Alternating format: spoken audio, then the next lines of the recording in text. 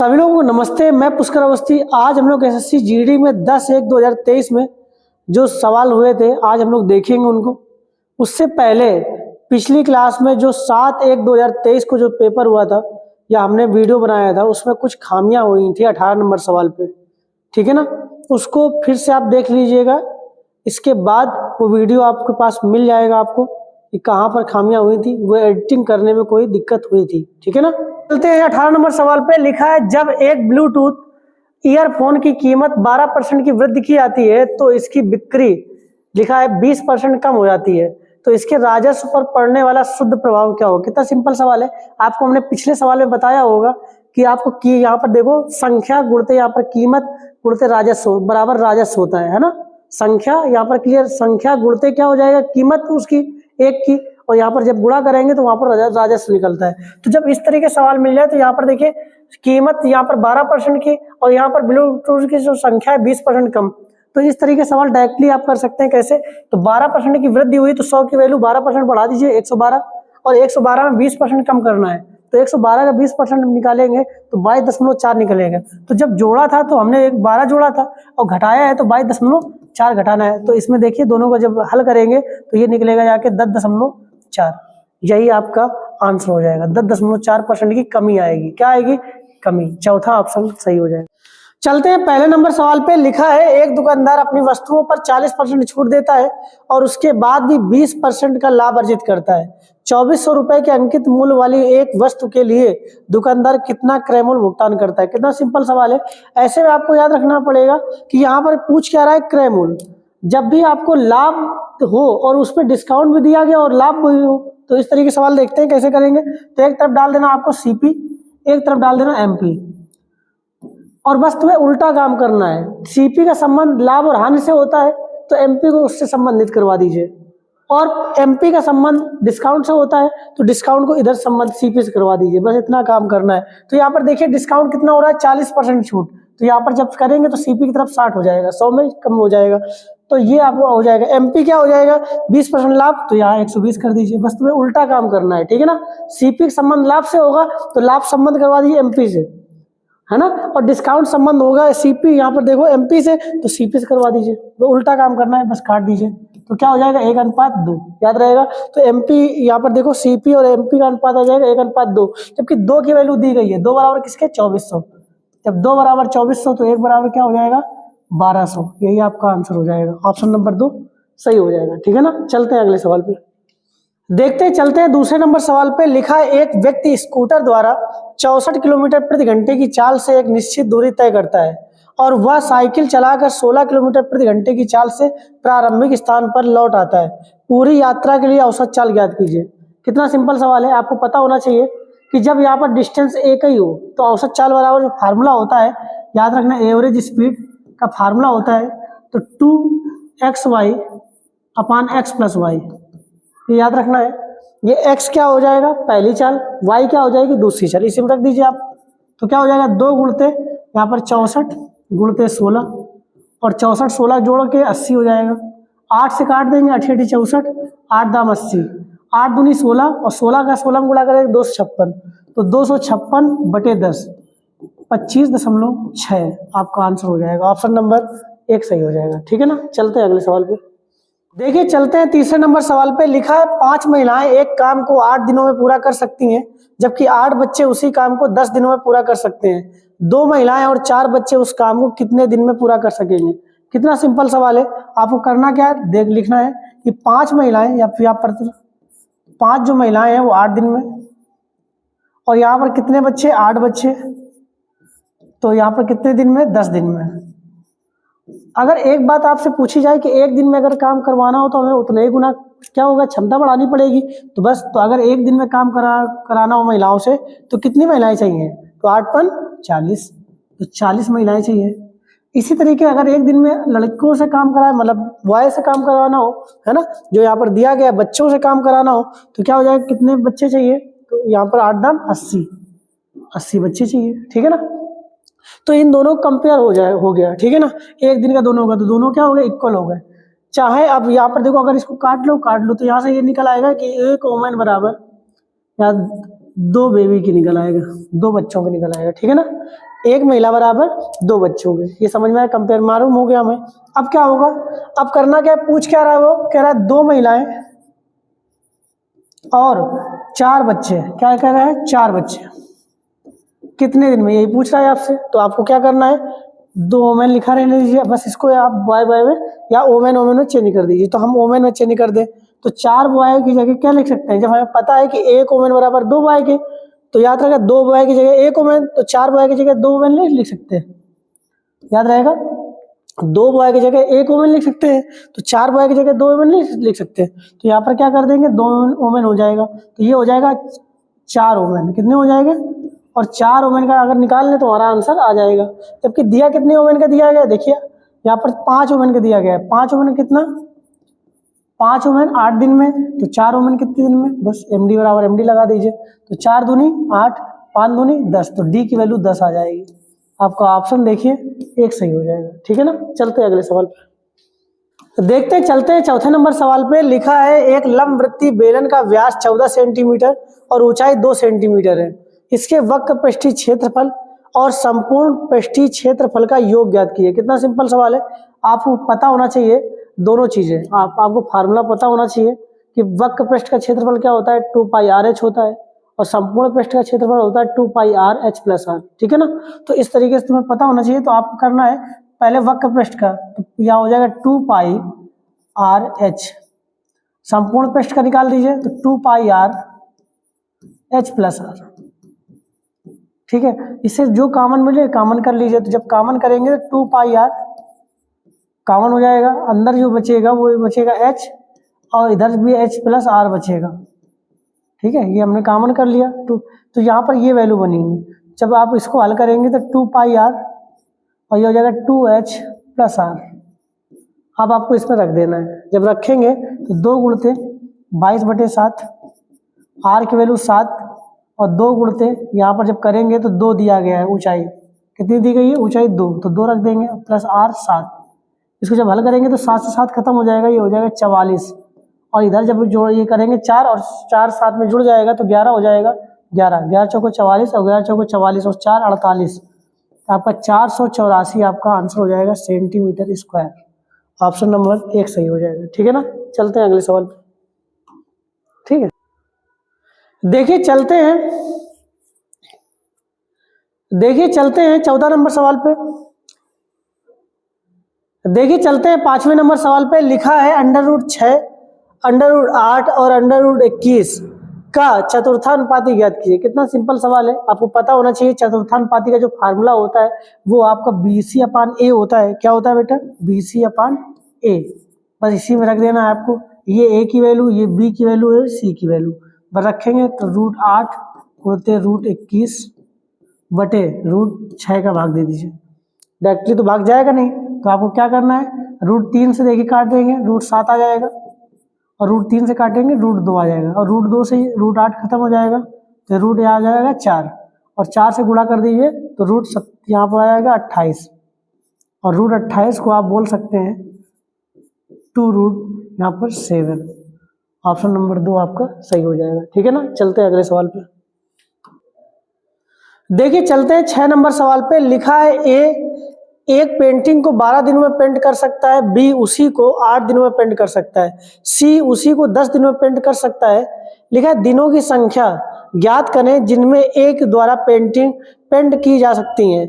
यदि बी और सी दोनों साथ मिलकर एक दिन छोड़कर एक दिन उसका साथ दें तो पहले दिन ए अकेला पेंट करना आरंभ करता है। ठीक है ना, तो याद रखना। तो इस तरीके से यहाँ पर देखिए लगभग लिखा है, तो इस जो आंसर आएगा वो लगभग में बेटा आएगा। ठीक है ना, तो ऐसे सवाल को करते हैं, देखते हैं। तो ए कितने दिन में कर लेता है, दिया गया है 12 दिन में।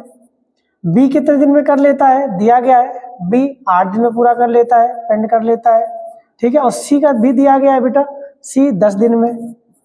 ये तीनों को लासा ले लीजिए या फिर ऐसी कोई संख्या मान लीजिए दो तीनों से कट जाए, तो क्या करेंगे, यहाँ पर 12 8 10, तो लासा ले लेंगे 120।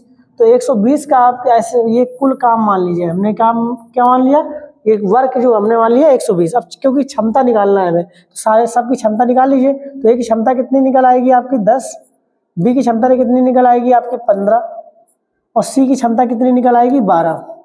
पता है ना आपको, ये आ रहा है समझ में। अब हम कंडीशन में चलते हैं। वो क्या कहता है, पहले ए करेगा काम, फिर दूसरे दिन बी और सी उसका साथ देंगे। तो इसका मतलब ये ऐसे काम होगा, ए और फिर ए प्लस बी प्लस सी, इस तरीके। फिर ए आएगा, फिर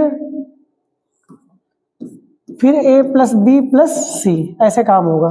तो ए जब आएगा तो कितना काम एक दिन में करेगा, 10 काम। और ए बी सी तीनों मिल जब आएंगे तो कितना काम करेंगे, यहाँ पर दिख रहा है 37। कितना काम करेंगे, 37 काम करेंगे। तो ये आपको पता होना चाहिए। तो आपको करना क्या है, अब यहाँ पर 2 दिन में इसी तरीके फिर 10 दिन 10 काम, फिर 37, है ना, इसी तरीके काम होगा, 10 37 10 37, इस तरीके काम होगा। और करना है 120। तो हम क्या करेंगे, 120 में क्या करेंगे, जब हमें पता है कि 2 दिन में कितना काम होगा, 47 काम, तो 47 काम 2 दिन में होता है, तो हमें पता है। तो 47 का भाग अगर इसमें देंगे तो 120 से पहले कौन संख्या जो 47 से कट जाए, तो आपको याद रखना 94 होगा। तो 94 काम कितने दिन में होगा, 4 दिन में। तो ये आ गया 4 दिन में। अब 120 में बचे कितने शेष, जो रिमेन काम है, कितना काम बचा, तो 26 काम बचा। कितना काम बचा, जब 94 काम हो गया तो 26 काम आपका शेष बचा बेटा, ठीक है ना। अब किसकी बारी है, अब ए की बारी है। तो ए आया, अब ए 26 काम में 10 काम कर लेगा, 10 काम ये किया तो 1 दिन में कर लेगा। तो 1 दिन ये और 4 दिन ये, कितने हो गए, 5 दिन, याद रहेगा। तो यहाँ पर 5 दिन और कितना काम बचा, अब 16 काम बचा। कितना काम बचा, 16 काम अभी बचा, ठीक है ना। तो आप देखिए 4 1 5, अभी आगे तो होना नहीं, तो ये 5 दशमलव कुछ आपका आंसर हो जाएगा। ऑप्शन नंबर दिख रहा होगा, 2 आपका सही हो जाएगा, यही आपका सही हो जाएगा, ठीक है ना। चलते हैं अगले सवाल पर। देखिए चलते हैं 7वें नंबर सवाल पे। लिखा है एक शहर में भालुओं की जनसंख्या प्रतिवर्ष 3% की दर से बढ़ रही है। यदि शहर में भालुओं की वर्तमान जनसंख्या 21,218 है तो 2 वर्ष पूर्व भालुओं की जनसंख्या कितनी थी। कितना सिंपल सवाल है। आपको जब पहले बता चुके हैं हम कि जब पहले का पूछा जाए तो जो कमी और वृद्धि हो रही है, याद रहेगा, जो भी कमी और वृद्धि वो नीचे होगी, याद रहेगा। और आगे पूछा जाए तो जो कमी और वृद्धि होगी वो ऊपर होगी। कैसे देखते हैं, 21,218, अब कह रहा है 2 वर्ष पूर्व का पता करना है, 100 बटे, अब यहाँ पर वृद्धि हुई कमी, वृद्धि हो रही है कितने की, 3%, तो 103, फिर 100 बटे 103, जितने वर्ष हो उतने बार कर देना ये प्रक्रिया, ठीक है ना। अब इसको हल कर लेना, आपको हल करना है। तो यहाँ पर देखिए 103 से खत्म हो जाएगा, कितने बार जाएगा, ये 206 बार चला जाएगा। 103 से फिर खत्म हो जाएगा तो ये 2 बार चला जाएगा, कितने बार, तो यहाँ पर आपका आंसर जो हो जाएगा वो 20,000 आ जाएगा। ऑप्शन नंबर 4 सही हो जाएगा, ठीक है ना। चलते हैं अगले सवाल पर, ठीक है। देखिए चलते हैं 8 नंबर सवाल पे। लिखा है एक व्यक्ति की आय 95,000 रुपए और उसका व्यय 75,000 रुपए है। यदि उसकी आय में 18% और व्यय में 12% की वृद्धि होती है तो उसकी बचत में कितने प्रतिशत की वृद्धि होगी। कितना सिंपल सवाल है।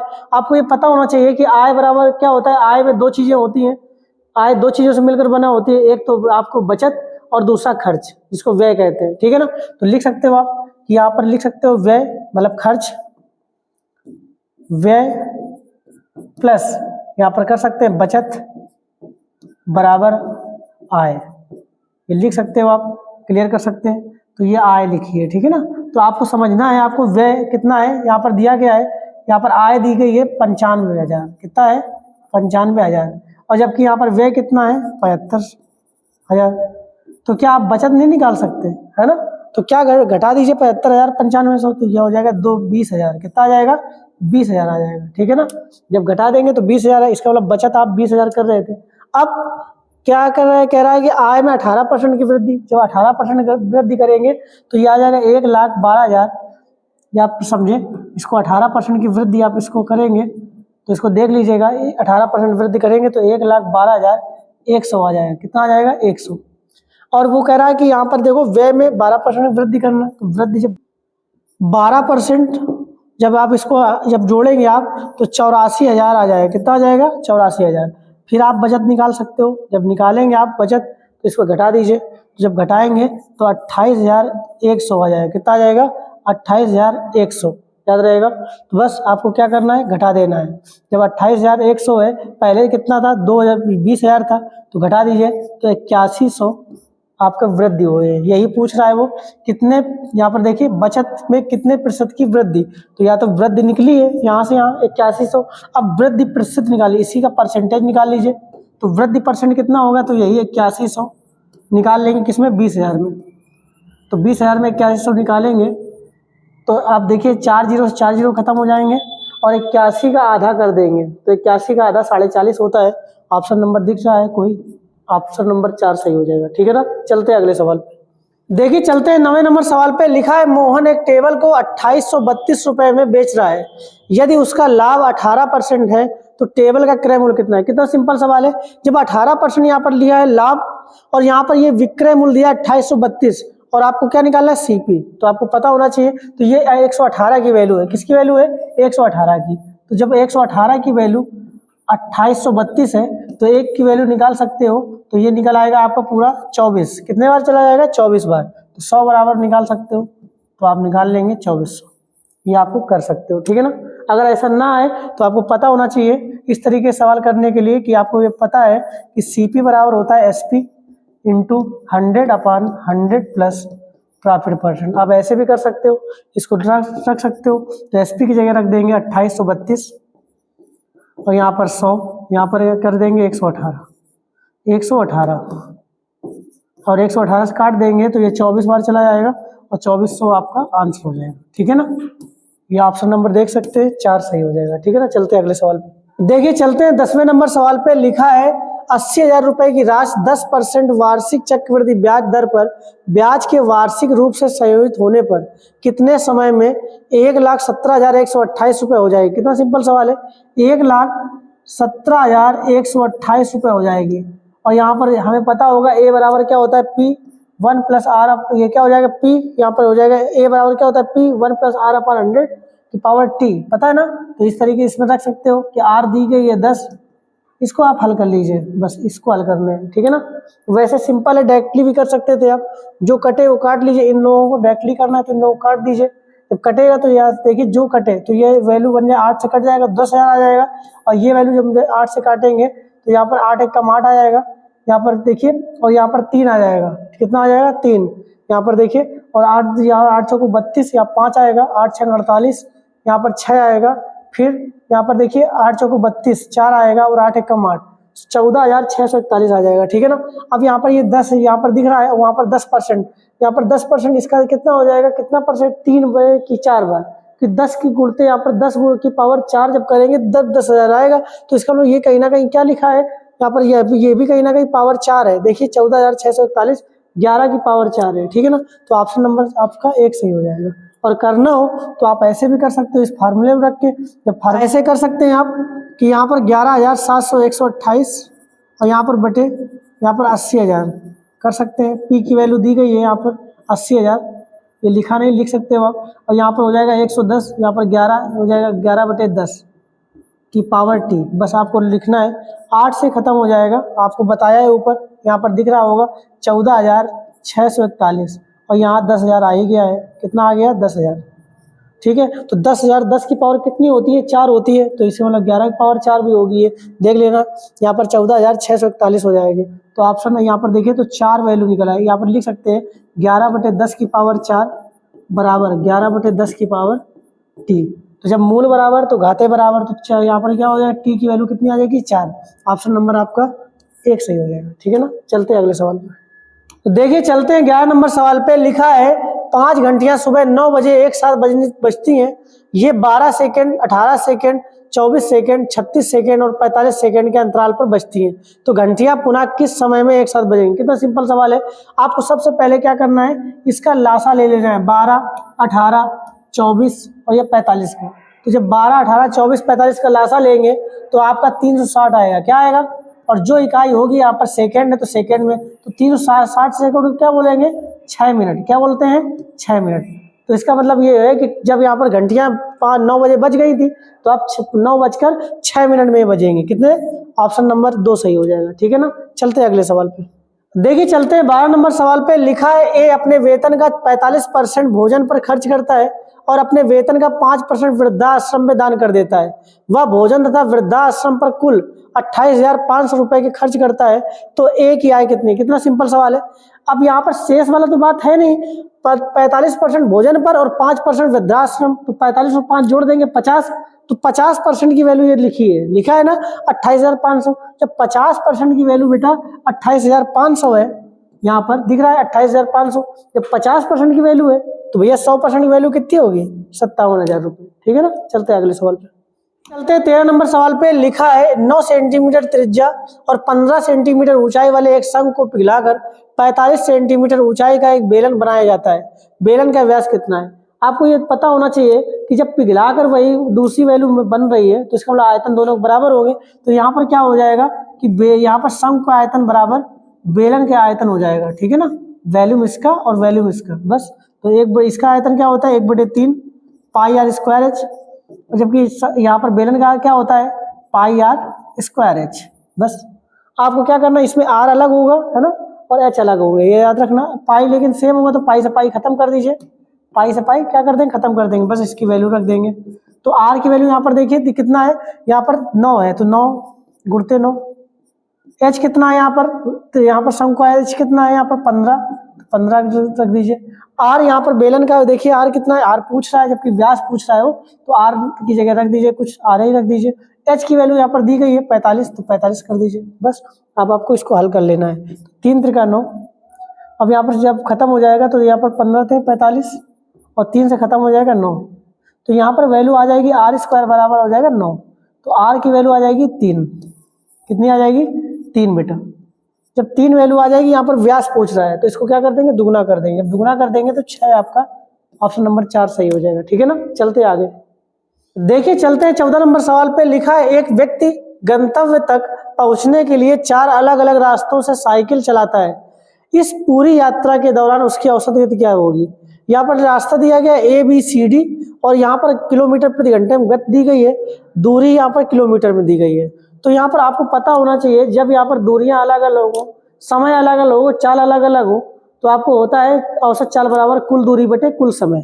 तो आपको कर देना है। तो पहले यहाँ पर समय तो है नहीं, कुल दूरी तो दी गई है, तो यहाँ पर चाल तो है, आप कुल समय निकाल लीजिए, समय सबका निकाल लीजिए। तो यहाँ पर क्या करेंगे, यहाँ पर देखिए अगर वो कोई दूरी 20 किलोमीटर है और यहाँ पर गति है 5, तो यहाँ पर जो समय निकलेगा वो कितना निकलेगा? 4।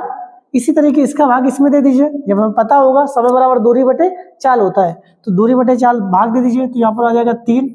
इसका समय निकाल लीजिए, समय, और यहाँ पर जब भाग देंगे तो यहाँ पर इसका 10 में तो आ जाएगा 5।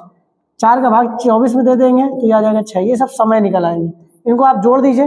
तो यहाँ पर जब जोड़ेंगे तो यहाँ पर 5 आएगा बेटा, है ना, क्योंकि 3 का भाग 15 में देंगे तो 5 आएगा। तो यहाँ पे जोड़ देंगे तो 5 5 10 यहाँ पर हो जाएगा, और 10 6 16 4 20, तो 20 आ जाएगा, 20 घंटे ये आ जाएगा। ठीक है ना। अब आपको क्या पता है, तो यहाँ पर निकालना है औसत चाल, यहाँ पर एवरेज स्पीड निकालनी है, तो कुल दूरी टोटल यहाँ पर डिस्टेंस अपॉन टोटल टाइम, बस इसमें रख दीजिए।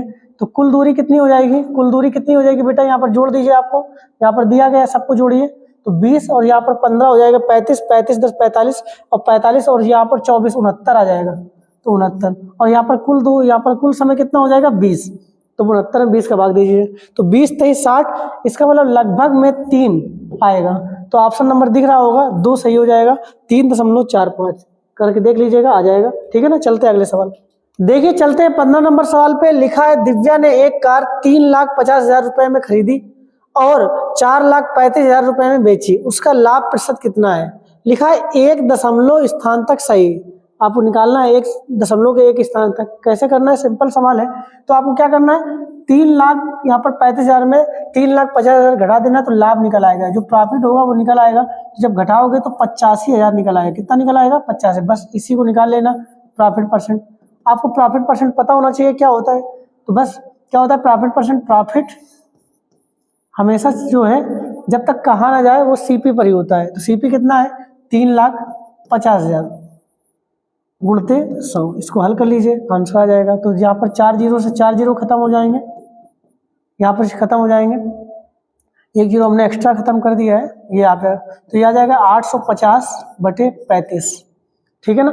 इसको जब आप हल करेंगे तो 35 को काट देंगे तो 35 दूनी 70 हो जाएगा, 15 बचेगा, 150 आएगा। अब 35 का भाग 150 में देंगे तो फिर 4 बार जाएगा, 35 चौको यहाँ पर चला जाएगा, 35 चौको 140 होता है। तो यहाँ पर लगभग में यहाँ पर देखिए 24, तो 24 आ गया, ऑप्शन में दिख रहा है 24 एक ही जगह है 2, आपका ऑप्शन नंबर 2 सही हो जाएगा। ठीक है ना। आगे आप करेंगे तो और भी भाग चला जाएगा, देख सकते हैं। ठीक है ना, चलते हैं अगले सवाल में। देखिए चलते हैं 16 नंबर सवाल पे। लिखा है यदि 5x माइनस 2y अनुपात x माइनस 2y बराबर 9 अनुपात 17 है तो 9x बटे 13y का मान ज्ञात कीजिए। कितना सिंपल सवाल है। आपको जब भी इस तरह के सवाल मिल जाए तो याद रखना x और y का अनुपातिक मान निकाल लेना। कैसे निकालेंगे, ऊपर समीकरण से, ठीक है ना। तो यहाँ पर आप समझ सकते हैं कि 17 गुणा आप इससे कर दीजिए इस, और 9 से गुणा इससे कर दीजिए। तो 17 गुणा करेंगे तो 17 बचे हो जाएगा 85x माइनस 17 दूनी 34, 34 वाई हो जाएगा बराबर 9 गुणा इससे करेंगे तो 9x हो जाएगा, और यहाँ पर 9 गुणा करेंगे यहाँ पर 2 में तो माइनस 9 दूनी 18 वाई हो जाएगा, ठीक है ना।